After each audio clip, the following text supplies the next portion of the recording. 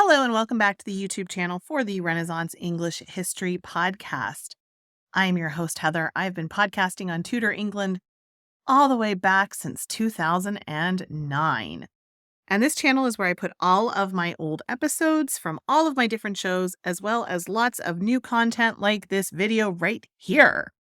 Today, we are going to talk about Henry VIII's palaces and the palaces he built, the palaces that he inherited. If you were going to visit Henry VIII, where would you find him? So Henry VIII resided in a series of majestic palaces, each a testament to his extravagant lifestyle, his sense of royal grandiosity, and the architectural preferences of Tudor England. They were a mix of inheritance and innovative construction. They served not only as royal residences, but as symbolic representations of power, wealth, and cultural sophistication. Let's talk about some of the palaces he inherited. First, the Tower of London, with its historical and architectural richness. It goes all the way back to William the Conqueror, who built the White Tower, was one of the inherited royal residences. Although primarily a royal prison and place of execution, at least that's what we remember it for today, it was a palace, and it was traditional for monarchs to spend the time before they were crowned in the opulent rooms of the Tower of London. There was also the Palace of Westminster, a marvel of Gothic architecture. It served as a principal royal residence, hosting key events and ceremonies, symbolizing the monarchy's ceremonial majesty. He also sort of inherited Hampton Court Palace. Cardinal Wolsey originally had constructed most of Hampton Court. There'd been a palace there before, but Cardinal Wolsey really took it to the next level and made it Hampton Court Palace. And then it was gifted to Henry VIII in the late 1520s as a way to sort of make up for the fact that Wolsey wasn't successful in getting Henry his divorce. It quickly became a favorite residence because it was so modern, everything was up to date. It combined architectural magnificence with luxurious comfort.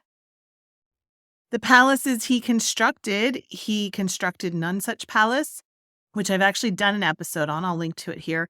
Henry commissioned the construction of Nonsuch Palace in Surrey to celebrate the 30th year of his reign. Its name, Nonsuch, implied that there was no such palace like it, highlighting its unique design and extravagant decor. However, Henry spent limited time here as the palace's construction wasn't completed during his lifetime. There was also Whitehall Palace that he built. It had originally been York Place, again, something that he got from Cardinal Wolsey, and he turned it into Whitehall Palace, and it became one of his most frequented residences, renowned for its extensive art collection and its tennis courts. His favorite residence is Hampton Court. Henry's predilection for Hampton Court Palace is well documented. He invested substantially in its expansion and embellishment. He added tennis courts, a bowling alley, and kitchens. He reveled in the pleasures of hunting, feasting, and entertainment here, epitomizing the opulent royal lifestyle. The palace's vastness and multifunctionality allowed it to host grand feasts and accommodate a plethora of courtiers and servants. He also loved Greenwich Palace, another favorite residence. The birthplace of Henry was also associated with many of the significant events in his life, including his marriages to Catherine of Aragon and Anne of Cleves.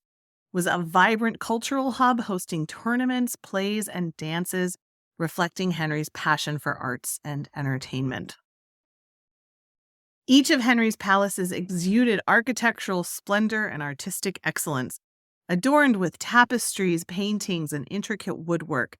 The palaces were designed to facilitate the extensive royal entourage and elaborate courtly ceremonies while also offering secluded spaces for the king's private moments. The aesthetic amalgamation of grandeur and functionality in these palaces exemplified the architectural brilliance of the era. Henry's palaces were more than mere residences. They were tangible manifestations of his royal authority, his cultural aspirations, and his relentless pursuit of pleasure and luxury. So I've actually done episodes on many of these palaces. I will link to them in the description below, and you can check them out further. Thanks so much for watching. If you got to the end of this video and you enjoyed it, I sure would appreciate a press of that like button and a subscription to my channel where I put out content like this on the regular.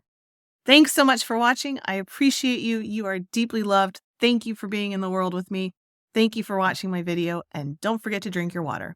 I'll talk to you soon.